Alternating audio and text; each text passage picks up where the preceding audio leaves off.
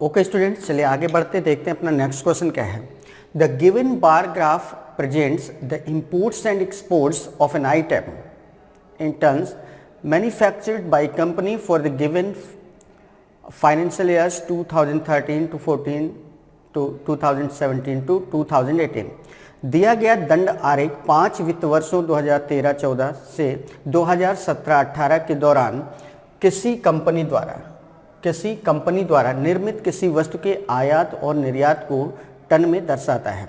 तो क्वेश्चन जो बनाया गया वो क्वेश्चन क्या है, what is the ratio of total export to total imports during the 5 financial years.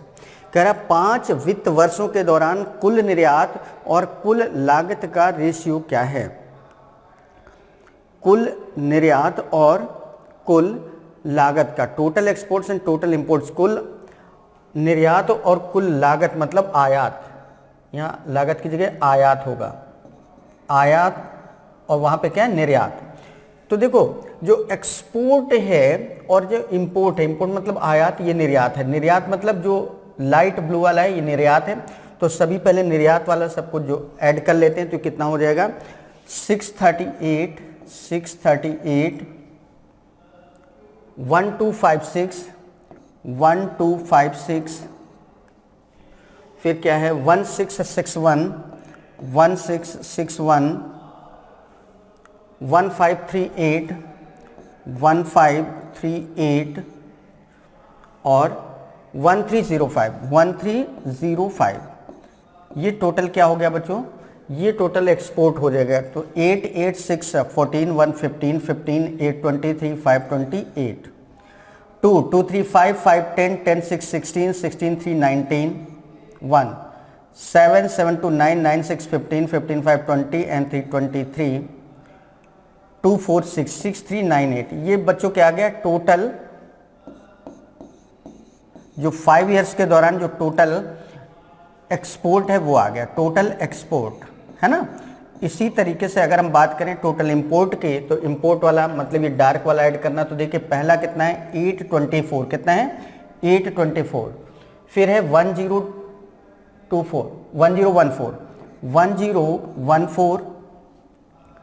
1137 1137 1513 1513 और 1658 इनको ऐड करेंगे कितना हो जाएगा 448 87 15 15 3 18 18 8 26 2 224 448 195 14 1 9 1 10 10 5 15 6 21 2 2 4 6 है ना। तो ये आ गया टोटल इंपोर्ट। ये क्या आ गया बच्चों, ये आ गया टोटल इंपोर्ट। अब हमें जो एक्सपोर्ट है टोटल और जो टोटल इंपोर्ट है इन दोनों का रेशियो निकालना है। देखिए ये क्या है 6398 रेशियो 6146। ये दोनों नंबर्स 2 से डिविजिबल हैं, तो 2 से डिवाइड करेंगे कितना आ गया 2 3 जा 6 2 1 जा 2 या 19 हो जाएगा 2 9 जा 18 2 9 जा 18। फिर 2 से इसको डिवाइड करेंगे 2 3 जा 0 2 7 एंड 3 3199 3073। यहाँ पर देखिए 3199 3073 ये एग्जैक्ट ऑप्शन नंबर 1 में दिया है, ऑप्शन नंबर ए में। तो इस तरीके से इस क्वेश्चन का आंसर बच्चों क्या हो जाएगा 3199 रेशियो 3073। इस तरीके से बच्चों इस क्वेश्चन का जो आंसर आएगा ये होगा ऑप्शन नंबर 1। Got it. चलिए बढ़ते हैं नेक्स्ट क्वेश्चन की तरफ। Let ABC similar triangle to triangle QPR and area of triangle ABC upon area of triangle PQR equal 1/16 if AB equal 12 centimeter, BC equal 6 centimeter, AC equal 9 centimeter, then PR is equal to। त्रिभुज ABC में त्रिभुज ABC और त्रिभुज QPR समरूप त्रिभुज है, similar triangle है, और जो इन दोनों का एरिया का अनुपात है वो 1:16 है। AB बराबर 12 है, BC बराबर 6 सेंटीमीटर और AC बराबर 9 सेंटीमीटर है।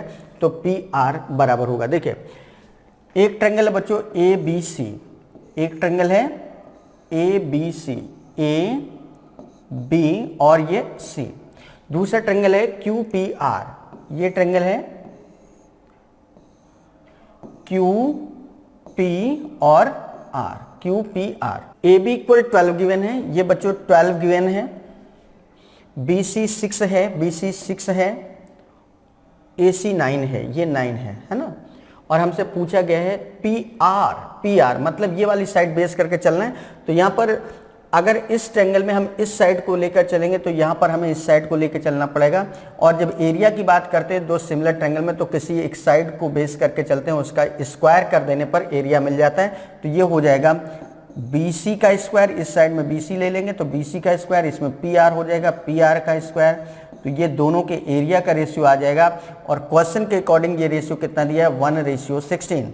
अब BC इक्वल क्या है 6, तो 6 × 6 अपॉन PR स्क्वायर इक्वल क्या हो गया बच्चों, 1/16 हुआ। तो इससे PR स्क्वायर इक्वल बच्चों क्या हो जाएगा, PR स्क्वायर इक्वल हो जाएगा 16 × 6 × 6। PR स्क्वायर को हम लिख सकते हैं, 16 को लिख सकते हैं 4 × 4 × 6 × 6, है ना। तो ये 6 का पेयर बना, ये 4 का पेयर बना। तो PR स्क्वायर इक्वल क्या हो जाएगा बच्चों, PR की वैल्यू क्या हो जाएगी, PR इक्वल हो जाएगा 4 का पेयर बन रहा है तो 4 बाहर हो गया, 6 का पेयर बन रहा है तो 6 बाहर हो, 4 6 जा कितना हो गया 24 सेंटीमीटर, है ना। तो 24 देखिए यहाँ पर कहाँ पर दिया है, ऑप्शन नंबर डी में। तो इस तरीके से इस क्वेश्चन का जो आंसर होगा वो क्या हो जाएगा, ऑप्शन नंबर डी हो जाएगा। क्लियर है। तो समझ में आया किस तरीके से क्वेश्चन किया गया था। ई के ट्रायंगल था ABC, दूसरा ट्रायंगल था QPR। इन दोनों ट्रायंगल्स के एरिया का रेशियो 1/16 दिया था और ये डेटा दिया था। फिर PR पूछा था, तो हम जैसे इस ट्रायंगल में इस साइड की बात करते हैं तो इस ट्रायंगल में ये साइड इसके करस्पॉन्डिंग साइड लेंगे तो BC आ जाएगा।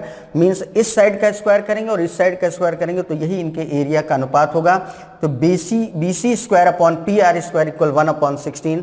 अब BC की वैल्यू हमें पता है क्या है 6, तो 6 × 6 हो जाएगा अपॉन PR स्क्वायर इक्वल 1/16। तो PR स्क्वायर की वैल्यू इस तरीके से आ जाएगी, जिससे कि PR की वैल्यू हमको क्या मिल जाएगी 24 सेंटीमीटर। ठीक है। तो चलिए बढ़ते हैं नेक्स्ट क्वेश्चन की तरफ, देखते हैं नेक्स्ट क्वेश्चन क्या है। A, B and C can complete a piece of work in 4, 28 and 56 days respectively. Working together they can complete the same work in how many days? A, B और C किसी काम को 4, 28 और 56 दिनों में पूरा कर सकते हैं। एक साथ मिलकर काम करने पर वे उसी काम को कितने दिनों में पूरा करेंगे। चलिए देखते हैं बच्चों, A काम को कितने दिन में करता है, A करता है 4 डेज में, B करता है 28 डेज में और C उसी काम को करता है 56 डेज में। सही है बच्चों। यहाँ पर 4, 28 और 56 का अगर हम एलसीएम की बात करें तो एलसीएम कितना आएगा 56, और जो एलसीएम आता है इसको हम लोग क्या बोलते हैं, टोटल वर्क। क्या बोलते हैं, टोटल वर्क। तो टोटल वर्क हमारा 56 यूनिट, और ये 4 डेज में 56 यूनिट काम करता है। तो इसका मतलब एक दिन में कितना काम करेगा 14। ये 28 दूना 56 होता है तो 2, ये कितना, सभी मिलकर अगर काम करेंगे तो एक दिन में कितना काम होगा। देखो सभी मिलकर अगर काम करेंगे तो बच्चों एक दिन में कुल कितना काम हो जाएगा, एक दिन में हो जाएगा 14 + 2 + 1 कितना हो गया 14, 2, 16, 17। एक दिन में बच्चों कितना काम हो रहा है 17 यूनिट। सभी तीनों मिलकर एक दिन में कितना काम करेंगे 17 यूनिट। और टोटल वर्क है कितना, हमें 56 वर्क कराना है। तो 56 को 17 से क्या कर देंगे डिवाइड, तो 17 3 जा 51, 5 बचेगा 5/17। तो इस तरीके से जो नंबर ऑफ डेज लगेंगे इस वर्क को कंप्लीट होने में 3 5/17, और 3 5/17 आप देखिए कहाँ पर दिया, ऑप्शन नंबर डी में। तो इस तरीके से इस क्वेश्चन का जो आंसर होगा वो क्या होगा 3 5/17 डेज। क्लियर है ना। तो इस तरीके से बच्चों इस क्वेश्चन को सॉल्व किया गया। एक बार फिर से देख लेते हैं। A करता है 4 डेज में, B करता है 28 डेज में और C करता है 56 डेज में। हमने 4, 28 और 56 सभी का एलसीएम लिया तो एलसीएम कितना आ गया 56। 56 जो एलसीएम आया यही हमारा टोटल वर्क हुआ। टोटल वर्क 56 है। A 4 डेज में 56 वर्क करता है, इसका मतलब एक दिन में कितना काम करेगा 14। बी 28 दिन में 56 काम करता है, इसका मतलब एक दिन में कितना काम करेगा 2, और ये करता है 56 दिन में 56 काम, इसका मतलब एक दिन में एक काम। तो सभी मिलकर एक दिन में कितना काम करेंगे 14 to 16 117, एक दिन में 17 काम, तो 56 काम करना है। 17 से 56 को डिवाइड करेंगे तो कितना आ जाएगा 35/17 डेज। ठीक है, चलिए देखते हैं नेक्स्ट क्वेश्चन क्या है। A circle is inscribed in a triangle ABC. It touches sides AB, BC and AC at the points P, Q and R respectively. If BP equal 8.5 cm, CQ equal 6.5 cm and AR equal 4.5 cm, then the perimeter of triangle. तो इस triangle का परिमाप क्या होगा? ठीक है, त्रिभुज ABC के अंदर एक वृत्त बनाया गया है। ये AB, BC और AC भुजाओं को क्रमशः P, Q और R बिंदुओं पर स्पर्श करता है। अगर BP बराबर 8.5 centimetre, CQ equal 6.5 centimetre, AR equal 4.5 centimetre है, तो त्रिभुज ABC की परिमिति क्या होगी? चलिए देखते हैं। एक ये त्रिभुज है बच्चों, इस तरीके से ये त्रिभुज है ABC। अब इसके अंदर एक सर्कल इस तरीके से ऐसे बनाया गया है जो तीनों भुजाओं को ऐसे टच कर रहा है। ये हो गया आपका P, ये हो गया Q, ये हो गया R, है ना। अब देखिए क्या क्या गिवन है। BP इक्वल 8.5, BP ये 8.5 है। CQ इक्वल 6.5, CQ इक्वल 6.5 है। AR इक्वल 4.5 है, ये 4.5 है। पीछे इस तरीके क्वेश्चन डिस्कस हो चुका है लास्ट पेपर में कि जब किसी त्रिभुज के अंतर्गत मीन्स उसके अंदर एक सर्किल ड्रॉ करते हैं तो ये तीनों भुजाओं को स्पर्श करते हुए जाता है। तो ऐसे में अगर ये पोर्शन 8.5 है तो ये भी क्या होगा 8.5 होगा। ये 6.5 है तो बच्चों ये भी क्या होगा 6.5, और ये 4.5 है तो डेफिनेटली ये 4.5 होगा। ऐसा करने से क्या फ़ायदा हुआ, हमें सभी साइड्स पता चल गई। तो ए बी जो साइड है वो कितनी हो जाएगी, ए बी साइड हो जाएगी ये प्लस ये, भाई यहाँ से यहाँ तक है तो दोनों ऐड कर देंगे तो कितना हो जाएगा 8.5 प्लस 8.5 मीन्स 17 सेंटीमीटर। कितना हो गया 17 सेंटीमीटर। बी सी इक्वल कितना हो जाएगा 6.5 प्लस 6.5 मीन्स कितना हो गया 13 सेंटीमीटर। इसी तरीके से AC इक्वल क्या हो जाएगा, AC इक्वल क्या हो जाएगा बच्चों 4.5 प्लस 4.5 मीन्स 9 सेंटीमीटर। क्लियर है। तो इस तरीके से जब हमें तीनों साइड्स पता चल गई देन पेरीमीटर, इस ट्रायंगल का जो परिमाप होगा पेरीमीटर होगा वो क्या हो जाएगा बच्चों, ये हो जाएगा तीनों साइड्स को ऐड कर देंगे तो AB plus BC plus CA ये हो जाएगा। AB plus BC plus CA सभी को ऐड करेंगे तो AB कितना है 17, BC कितना है 13, CA कितना है 9। तो 17 और 13, 30 एंड 9, 39 सेंटीमीटर। तो इस त्रिभुज का जो परिमाप आएगा बच्चों वो कितना आ जाएगा 39 सेंटीमीटर, जो कि ऑप्शन नंबर C में दिया है। तो इस तरीके से इस क्वेश्चन का जो आंसर आएगा बच्चों वो क्या हो जाएगा 39 सेंटीमीटर। क्लियर है। तो ये था हम लोग का क्वेश्चन, तो अच्छे से समझ गए होंगे। बहुत सिंपल सा क्वेश्चन था, बिल्कुल भी टफ नहीं था। बहुत बस यहाँ पर ये समझना था कि किसी त्रिभुज के अंदर जब हम एक वृत्त को बनाते हैं और ये वृत्त इन तीनों साइड्स को स्पर्श करते हुए जाता है तो जितना पार्ट ये होता है उतना पार्ट ये होता है, या जितना पार्ट ये है उतना पार्ट ये होता है। ठीक है, तो इस तरीके से हम लोग इसको सॉल्व करेंगे। क्लियर है। तो ये हम लोग का क्वेश्चन का आंसर आ गया इस तरीके से, सही है ना।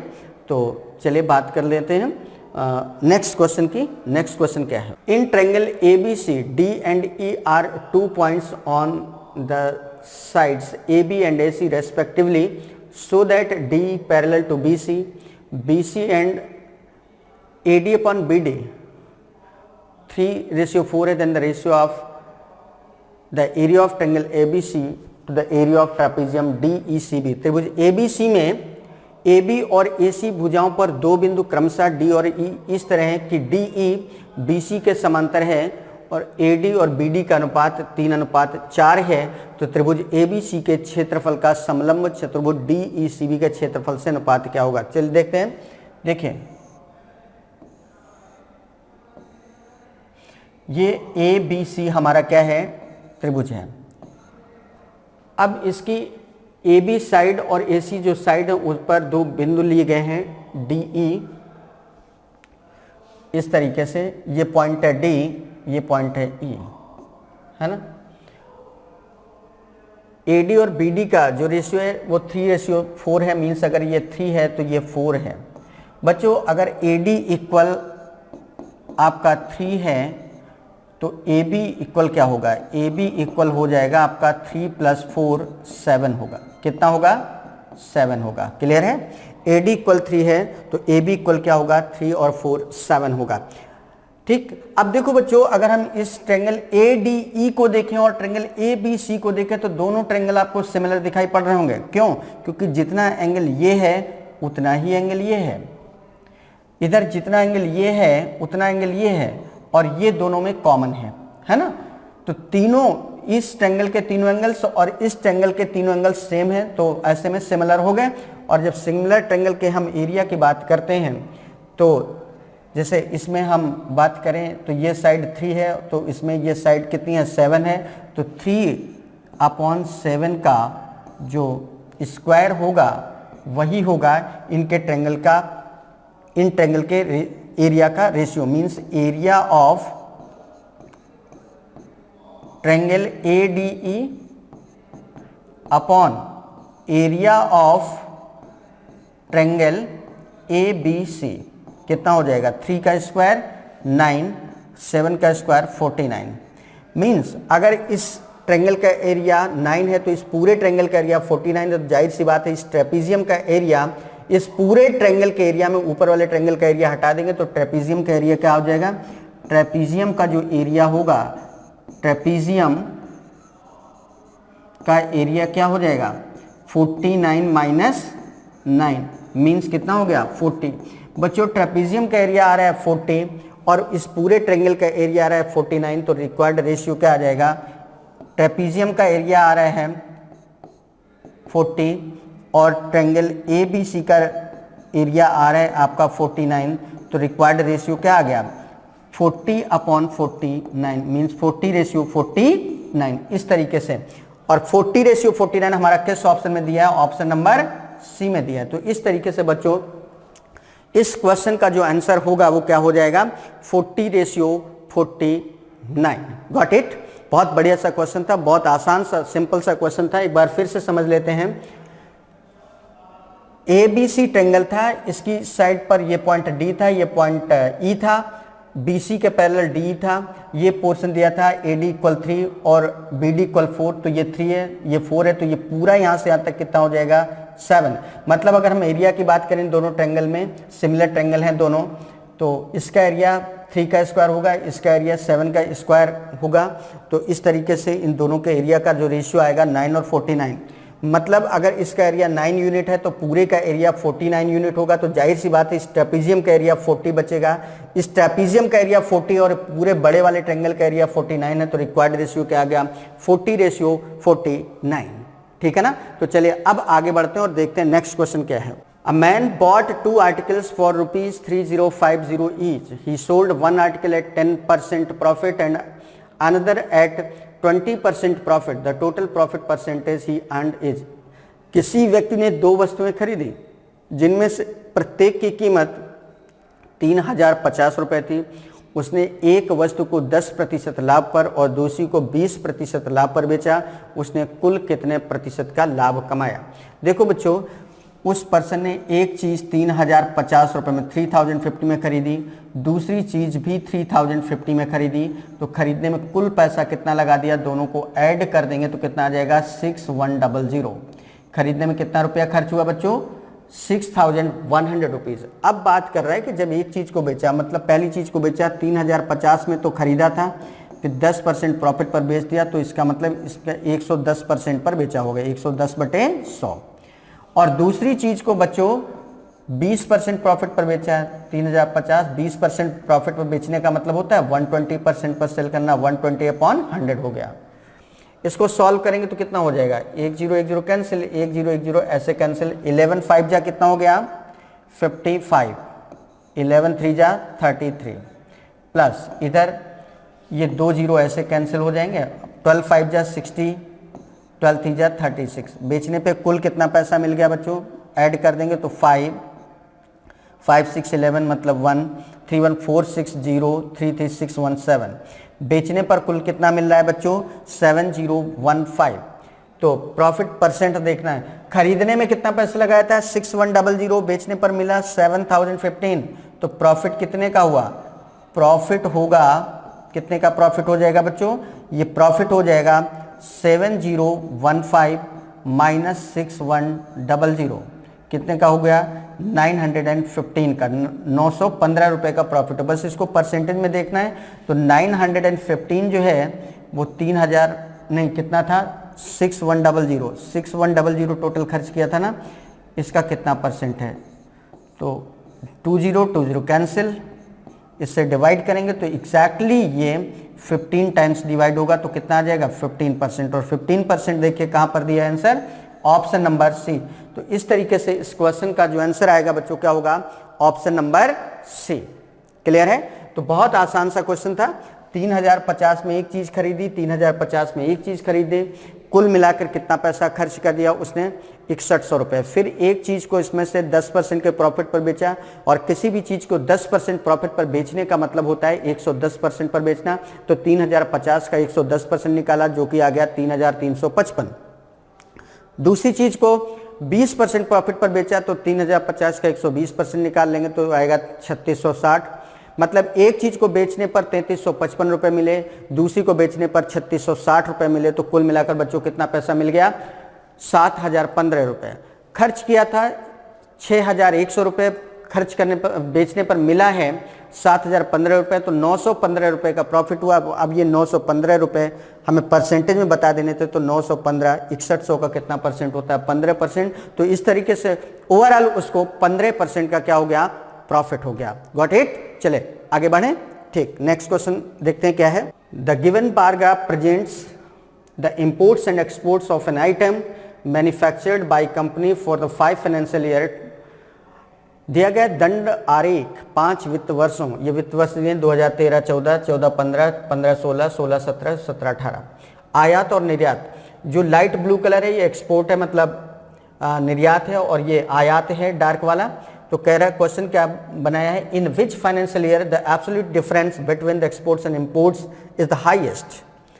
किस वर्ष में एक्सपोर्ट और इंपोर्ट का जो डिफरेंस है वो सबसे ज्यादा है। तो देखिए यहाँ पर अगर हम डिफरेंस देखें तो यहाँ पर डिफरेंस 200 के आसपास है, यहाँ पर हम डिफरेंस देखें तो यहाँ पर भी 200 के ही आसपास है, यहाँ पर डिफरेंस ये 1600, 1100, 500 के आसपास है, यहाँ बहुत कम है, यहाँ पर 300 का डिफरेंस। तो सबसे ज़्यादा जो डिफरेंस आ रहा है बच्चों वहाँ पर आ रहा है 2015-16 में, 2015-16। तो इस तरीके से जो आंसर आएगा इसका आंसर क्या जाएगा ऑप्शन नंबर सी। बस केवल हमें इसका और इसका डिफरेंस देखना था।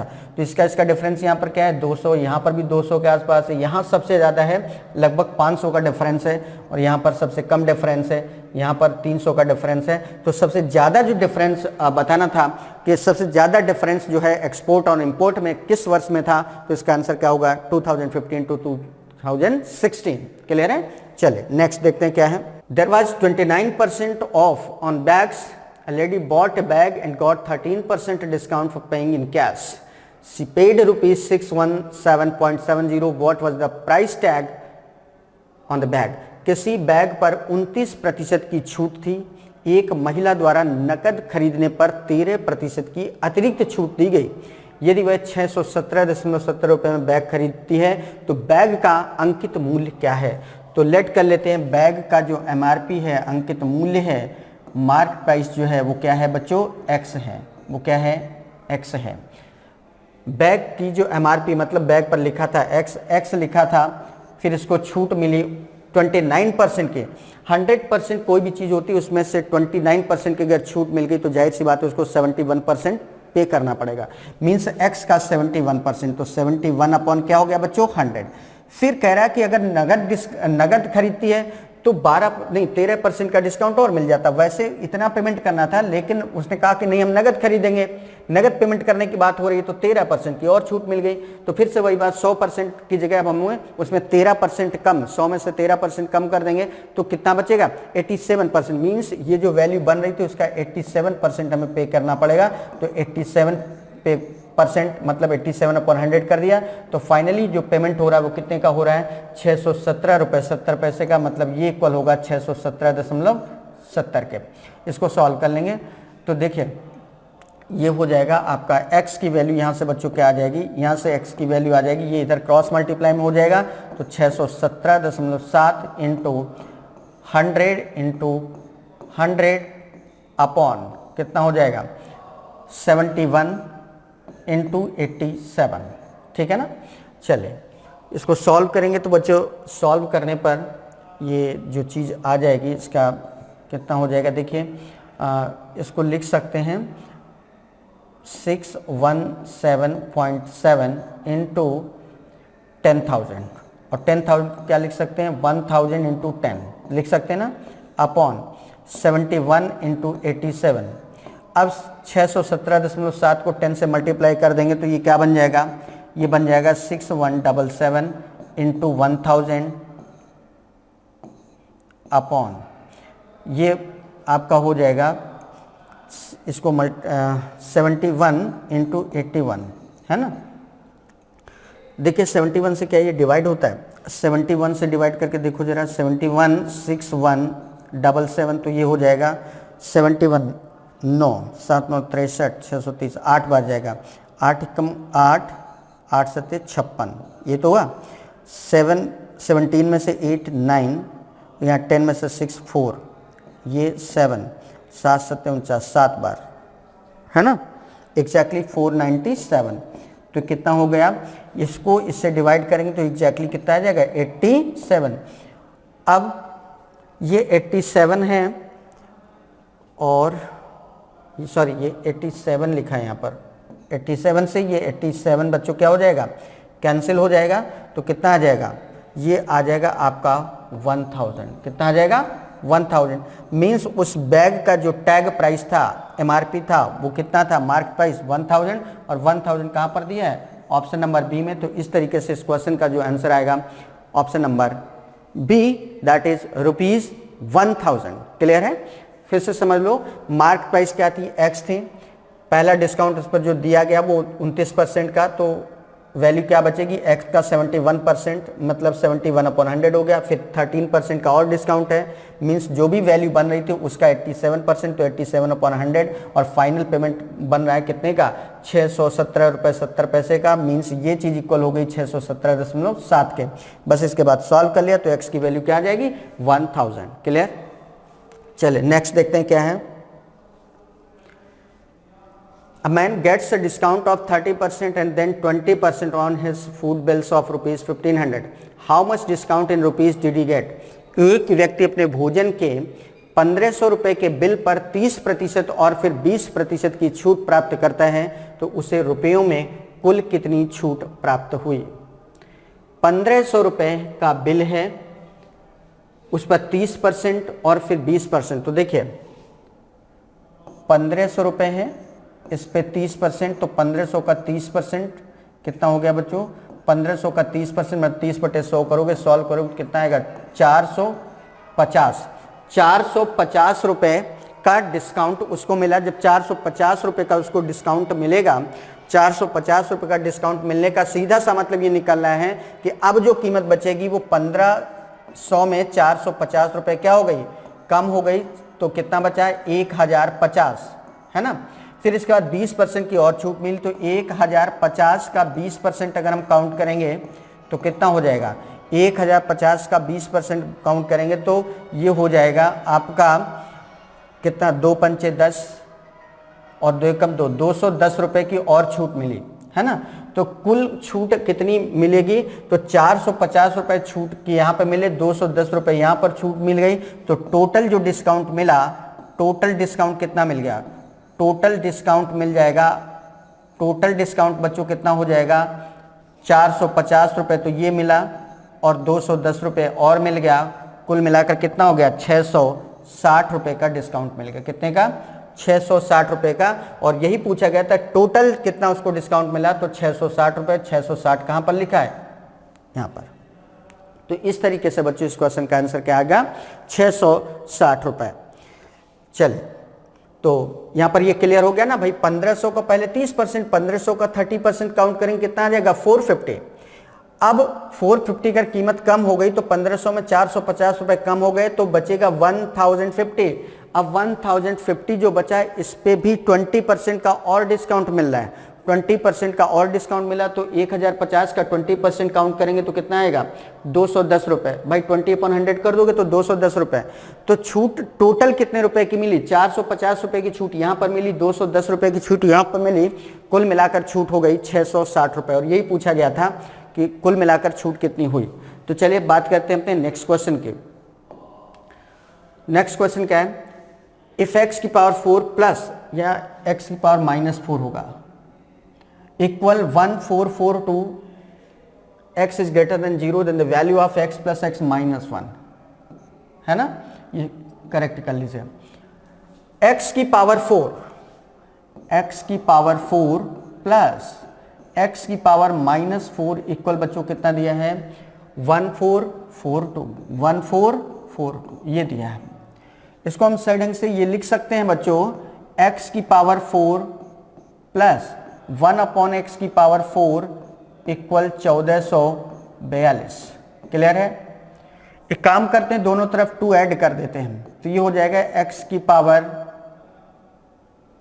4 प्लस 1/x की पावर 4 प्लस 2 करेंगे तो इधर भी आपको वही काम करना पड़ेगा। 1442 प्लस 2 मीन्स 1446 बन जाएगा। कितना बन जाएगा 1446।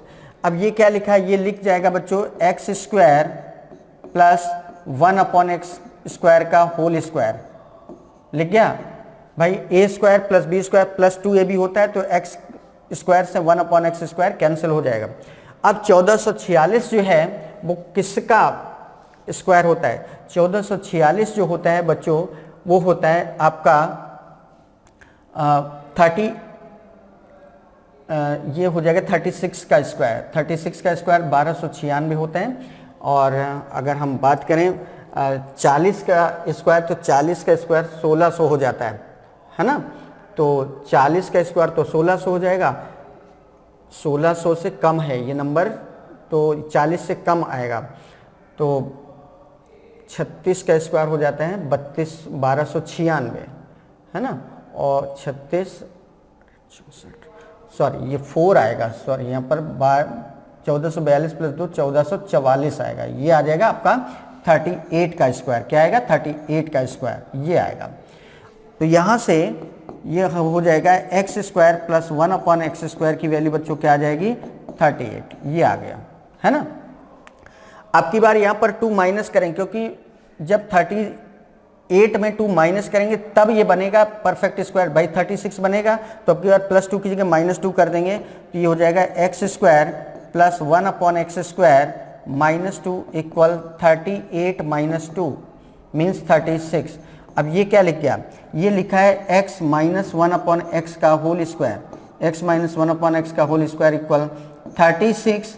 तो x - 1/x की वैल्यू क्या आ जाएगी 6 मीन्स x - 1/x जो लिखा है इक्वल 6। इसको हम लिख सकते हैं x माइनस x की पावर -1 की वैल्यू क्या आ जाएगी 6। और यही पूछा गया है तो कह रहा है x माइनस 1 की वैल्यू क्या होगी। यहाँ पर माइनस कर लो बच्चों तो इसकी वैल्यू क्या आ जाएगी, इसकी वैल्यू आ जाएगी 6। तो इस तरीके से इसका आंसर क्या आ जाएगा ऑप्शन नंबर सी। क्लियर है। तो क्या किया गया बच्चों समझ गए होंगे। देखिए x की पावर 4 प्लस x की पावर -4 इक्वल क्या दिया था 1442। हमने एक काम किया, दोनों तरफ 2 ऐड किया तो ये बन जाएगा x की पावर 4 प्लस 1/x की पावर 4 प्लस 2 इक्वल 1442 प्लस 2 करेंगे तो 1444 बन जाएगा। और जो x की पावर 4 प्लस 1/x की पावर 4 प्लस 2 लिखा है ये x square plus 1/x square का होल स्क्वायर बन गया और इधर ये 38 का स्क्वायर बन जाएगा। तो इससे x square plus 1/x square की वैल्यू क्या आ गई 38 बिल्कुल इसी तरीके से अगले स्टेप में हम दोनों तरफ 2 माइनस कर देंगे। 2 माइनस क्यों कर रहे हैं, क्योंकि देखिए अगर हम +2 करते हैं तो 38 + 2 कितना हो जाएगा 40, 40 परफेक्ट स्क्वायर नहीं बनेगा। तो दूसरा तरीका क्या है कि इसमें 2 माइनस कर दो, तो 38 में 2 माइनस करेंगे 36 बन जाएगा, जो कि परफेक्ट स्क्वायर होता है। तो अब की बार हमने यहाँ पर क्या किया, 2 माइनस कर दिया, तो ये बन जाएगा x² + 1/x² - 2, तो ये बन जाएगा 36। और ये क्या लिखा है, x - 1/x का होल स्क्वायर इक्वल 36, तो इससे x - 1/x की वैल्यू क्या आ जाएगी 6। तो ये था आपका क्वेश्चन, क्लियर है। चलिए आगे बढ़ते हैं, देखते हैं नेक्स्ट क्वेश्चन क्या है। If 2 sin² theta + 5 cos theta - 4 equal ये और theta acute angle, then the value of tan theta + sin theta. 2 sin² theta + 5 cos theta - 4 equal 0 है, जहां पर थीटा की जो वैल्यू है 0 डिग्री से ज्यादा है बट 90 डिग्री से कम है, तो tan थीटा + sin थीटा का मान क्या होगा। चलिए देखते हैं, सॉल्व करते हैं। 2 sin² theta + 5 cos theta + 5 cos theta -4 equal 0, -4 equal 0। पूरे को एक उसमें कन्वर्ट कर लेते हैं, तो जहां पर sin² थीटा लिखा है यहां पर हम लिख सकते हैं 2 1 - cos² theta + 5 cos theta -4 equal 0। अब ये क्या बन गया, 2 - 2 cos² theta, 2 - 2 cos² theta + 5 cos theta -4 equal 0। अब ये प्लस का 2 है और ये माइनस का 4 है, तो ये बन जाएगा -2 cos² थीटा + 5 cos थीटा, 2 - 4 मतलब -2 इक्वल 0। पूरे में माइनस से मल्टीप्लाई कर देंगे बच्चों, क्या बन जाएगा 2 cos² theta -5 cos theta + 2 equal 0। अब ये क्वाड्रेटिक इक्वेशन बन गया, 2 2 जा 4, 4 के ऐसे फैक्टर्स करने की 5 आ जाए, तो 4 1 जा 4, 4 1 5 भी होता है। तो 2 cos² theta -4 cos theta -cos theta + 2 equal 0। अब एक पेयर ये बन गया बच्चों, एक पेयर ये बन गया, तो इसमें क्या कॉमन हो जाएगा, 2 cos थीटा कॉमन हो गया, तो क्या बन जाएगा cos थीटा -2 -1 कॉमन, तो ये हो जाएगा cos थीटा -2 इक्वल 0। अब पूरे में cos थीटा -2 कॉमन हो गया, cos थीटा -2 कॉमन हो गया, तो ये क्या बचेगा 2 cos theta -1, 2 cos theta -1 equal 0। अब either this equal 0, either this equal 0, तो आइदर cos थीटा -2 इक्वल 0, तो इससे cos थीटा की वैल्यू बच्चों क्या आ जाएगी 2, जो कि पॉसिबल नहीं है। cos थीटा और sin थीटा की मैक्सिमम वैल्यू क्या होती है 1, तो 2 पॉसिबल नहीं है, तो ये इसको नॉट एक्सेप्ट कर देंगे, नॉट एक्सेप्ट, इसको एक्सेप्ट नहीं करेंगे, क्लियर है। तो अब दूसरा क्या बचा, आइदर 2 cos थीटा -1 इक्वल 0, तो इससे 2 cos थीटा इक्वल क्या आ जाएगा 1, इससे 2 cos थीटा इक्वल क्या आ जाएगा 1, तो cos थीटा की वैल्यू यहाँ से क्या आ जाएगी 1/2, और cos में 1/2 वैल्यू 60 की होती है, तो cos 60, तो थीटा की वैल्यू क्या आ गई 60 डिग्री। और यही कंडीशन ने दिया है कि जो थीटा है वो 0 डिग्री से ज़्यादा है बट 90 डिग्री से क्या है कम है, तो थीटा की वैल्यू 60 आ गई। तो then tan theta + sin theta, then tan theta + sin theta क्या हो जाएगा, tan theta means tan 60 + sin 60, दोनों की वैल्यू रखेंगे। tan 60 की वैल्यू होती है √3 + sin 60 की वैल्यू √3/2, तो ये हो गया 2√3 + √3, कितना हो गया 2√3 एंड √3, 3√3/2, 3√3/2, और 3√3/2 वैल्यू देखिए कहाँ पर दिया, ऑप्शन नंबर डी में। तो इस तरीके से इस क्वेश्चन का जो आंसर होगा बच्चों वो क्या हो जाएगा, ऑप्शन नंबर डी। तो था ना बहुत अच्छा सा क्वेश्चन। देखिए बस केवल हमने क्या काम किया है कि जो sin² थीटा लिखा था इसको cos के टर्म में लिख लिया, तो ये बन जाएगा 2, तो ऐसे ही लिखा रहा है, इसकी जगह 1 - cos² थीटा + 5 cos थीटा -4 हो गया। इसके बाद इसको बस सॉल्व कर लिया, क्वाड्रेटिक इक्वेशन बना, क्वाड्रेटिक इक्वेशन बनने से दो वैल्यूज आएंगी, आइदर दिस इक्वल 0, और जब इसको 0 कर रहे हैं तो cos थीटा की वैल्यू क्या आ रही है 2, जो कि पॉसिबल नहीं है, क्योंकि sin थीटा और cos थीटा की मैक्सिमम वैल्यू क्या हो सकती है 1, 2 तो हो ही नहीं सकती, तो इसको एक्सेप्ट नहीं करेंगे। तो दूसरा हमारे पास क्या था 2 cos थीटा माइनस 1 इक्वल 0, तो इसको सॉल्व किया तो 2 cos थीटा इक्वल 1, तो cos थीटा इक्वल 1/2, और cos में 1/2 वैल्यू किसकी होती है 60 डिग्री की, तो इससे थीटा की वैल्यू क्या आ गई 60 डिग्री, और थीटा की वैल्यू आ गई, वैल्यू यहाँ पर रखी जो पूछा गया था tan theta plus sin theta, तो क्या हो जाएगा tan 60 प्लस sin 60, दोनों की वैल्यू रख के सॉल्व कर लिया, तो आंसर क्या आ गया 3√3/2। तो चलिए बात करते हैं अपने नेक्स्ट क्वेश्चन के।